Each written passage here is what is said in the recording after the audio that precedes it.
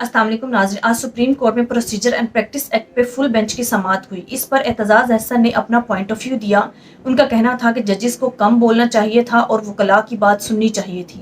आइए पहले एतजाज़ अहसन की गुफ्तगू सुनते हैं, फिर इस पर बात करते हैं। फरमाई दीजिएगा 5 से 7 बार गालिबन साबिक चीफ जस्टिस को ये उनसे इस्तदा की गई कि फुल कोर्ट बना दीजिए। आज पहली बार पाकिस्तान ने अनप्रेसिडेंटेड ये होते देखा और उसकी फुल कवरेज लाइव नशर की गई for several hours at a stretch. फरमाई दीजिएगा कि ऐसा आज क्या हुआ कि जिससे साबिक चीफ जस्टिस गुरेज कर रहे थे या चाह रहे थे कि ना हो। मैंने भी उनको जो मेरी दरखास्त है एतजाज़ अहसन वर्सेस दी फेडरेशन जिसमें मिलिट्री कोर्ट्स को चैलेंज किया है, उसमें मैंने भी और लतीफ़ खोसा ने हमने भी मांगा था कि फुल कोर्ट करें, क्योंकि एक बहस ही चल रही थी कि फुल कोर्ट की गो मैं out of the court and before the media. मैंने 5-10 बार कहा कि वहाँ 2 अलहदा स्ट्रीम्स चल पड़ेंगी, 2 अलहदा आर्गूमेंट्स होंगी, वकील कम आर्गूमेंट करेगा और जज ज़्यादा बहस करेंगे, और वही हुआ आपने देखा।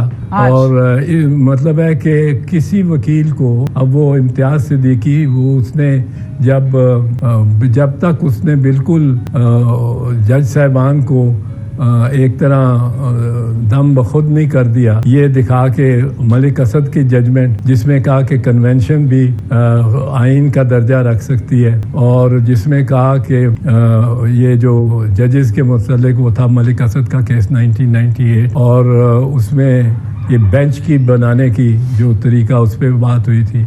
फिर उसने जब तक दूसरे जजमेंट्स नहीं दिखाए, जिसके चीफ जस्टिस ने पूछा कि ये you have anything to support your judgement, तो ही सेड, उससे पहले चीफ जस्टिस साहब ज़रा तैश में आके ये भी कह गए थे I will issue you contempt. अब वो कंटेम्प्ट नोटिस किस पे करना चाह रहे थे कि आप जवाब नहीं दे रहे मेरी बात का, आप आर्गूमेंट नहीं शुरू कर रहे। वो आर्गूमेंट किस तरह शुरू करता, उस पर बौछार थी क्वेश्चंस की, और किसी ने मैंने सुना है तखमीना लगाया है कि 81% of the time was taken up by the जजेस। नो, जजेस शुड रिमेन साइलेंट। जजेस का तो काम है खामोशी से सुनते जाना, और उनकी जो judgements should speak for them. ये कहा जाता है कि उनकी जो फैसले हैं वो उनकी ज़बान है, और बीच में माइनर एक आध सवाल कर लेते, पर वहाँ यह था लगता था कि बिटवीन जजेस A-B-C on one side and D-E-F on the other side, वो चाहते थे कि बस मेरे इस सवाल पे सारे केस टर्न कर जाए, पर मैं ये सवाल करूंगा और सारा केस उस पे टर्न कर जाएगा। फिर मीडिया का एक ग्लैमर भी था, और मीडिया के सामने भी सवालात करने बड़े ज़रूरी थे, लेकिन मेरा ख्याल है कि जो सवालात ब्रेविटी के साथ और पर्टिनेंस के साथ पूछे मुनीब अख्तर साहब ने, आयशा मलिक साहिबा ने और एजाजुल हसन साहब ने, वो ज़्यादा कारी थे। And I think that between the chief justice and the bar who was appearing before him, the case was the day belonged to the bar। ये वकला को कितना परेशान किया जा सकता है अगर जजेस सवाल करने पे सवाल करें और चीफ जस्टिस कह रहे हो कि तुम शुरू करो केस, वो शुरू करने लगे तो बाएं कोने से एक सवाल आ जाए मेरा क्वेश्चन, फिर बाएं कोने से एक सवाल आ जाए। ऑलमोस्ट एवरी जज participated and put in bit. some did more, some were very keen कि पता नहीं खतरे में कि क्या इम्प्रेशन हो जाएगा। अच्छा, तीसरी बात यह है इसमें डिस्टॉर्शन, कि अब अगर आप मीडिया पे देखें तो मीडिया ज़्यादातर कोट कर रहा है और सुना रहा है जजेस की ऑब्जर्वेशंस, और ख़ासकर जजेस की वो ऑब्जर्वेशन जो मीडिया को जिस साए की ज़रूरत रहती है उसके साए तले रहे। तो ये एक डिस्टॉर्शन हो रही है। मैंने 6 घंटे में से कम 4 घंटे देखी है प्रोसीडिंग खुद, और मैं बड़ा एक्साइटेड था कि ये एक बड़ा स्टेप फॉरवर्ड होगा। Absolutely, sir. और लेकिन आई थिंक ये बड़ा मायूस कुन था। और एक तो day belong to the lawyers, to Imtiaz Siddiqui and to the others, Tariq and represented there, जिन्होंने बात की है। It didn't even belong last to the attorney general, क्योंकि attorney general was going with the flow and the flow was taking him along. लेकिन ये इससे आज तो साबित हुआ है कि इस तरह खिलाड़ करके एक मैदान लगा देना कबड्डी का, वर्बल कबड्डी का इन दी फॉर एवरीबडी टू सी, یہ مارکا ناکام ہوا ہے. I think this process should be stopped at once. And if it is not stopped at once. Aitzaz Ahsan صاحب, you're being so harsh today. But مجھے اجازت دیجیے گا سر, یہ آج ایک پورے فل کورٹ میں تمام بینچ کے اوپر یہ تو متفق سب دکھائی دیے کہ آبجیکٹو یعنی کہ ہدف جو ہے وہ تو صحیح ہے, but the means to an end جو پروسیجر ہے اس کو حاصل کرنے میں وہ غیر آئینی انکانسٹیٹیوشنل ہے. چیف جسٹس کی ریگولیٹ ہونی چاہیے اتھارٹی.